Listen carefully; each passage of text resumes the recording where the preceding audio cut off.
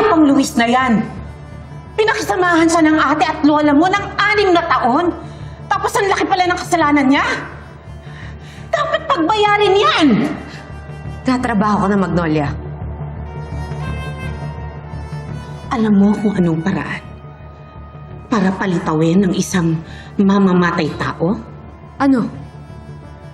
Pagbantaan mo si Belen.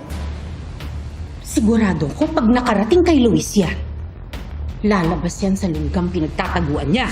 Pabihira naman, Magnolia! Alam mo naman na may malubhang sakit si Aling Belen eh. Tapos gusto mo pagbantaan ko? Ano ba?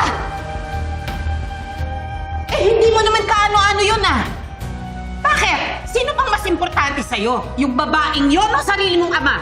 Wala namang ginagawang masama sa akin si Aling Belen. Wala siyang kalaban-laban at lalong-lalo na wala siyang kinalaman sa pagkamatay ng tatay ko. Wala? Wala nga ba? Eh, hindi ba tinago niya yung sikretong yon? Kaya dapat pagbayarin mo rin siya. Pinahihirapan na nga siya ng sakit niya! Ay! Tumigil ka! Makinig ka sa gusto ni Maria Makiling. Ang gusto lang niya, parusahan lahat ng may kasalanan sa'yo. Yun ang gusto niya. Kaya huwag mong hayaan na lumambot yung damdamin mo para sa mga kagaya nila dahil nakakasuka. Ano nangyayari sa'yo, Magnolia? Anong klaseng tao ka? Ha? Ba't kinakain ka ng galit mo? Huwag mong questionin si Maria.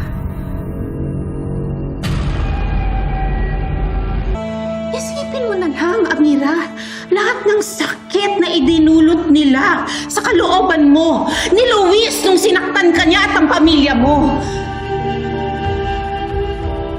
Alam ko ang pakiramdam nang mawala ng mahal sa buhay.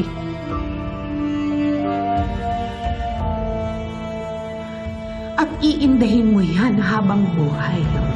Franco! Manluloko ka! Mamamatay tao! Pinaniwala ako nung tatay mo na gagaling anak ko sa all-in-one drops nyo. Pero wala na anak ko. Patay na anak ko, Franco! Pinatay siya ng produkto mo! Ngayon, pasitikin ko sa'yo kung paano mawala din siya ka lang!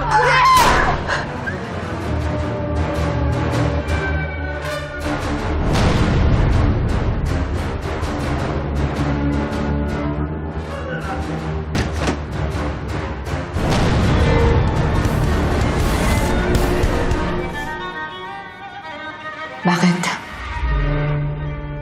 Nawalan ka ba ng mahal sa buhay? Dahil sa kanila? Akala ko ba tinutulungan mo ko dahil sa utos si Maria?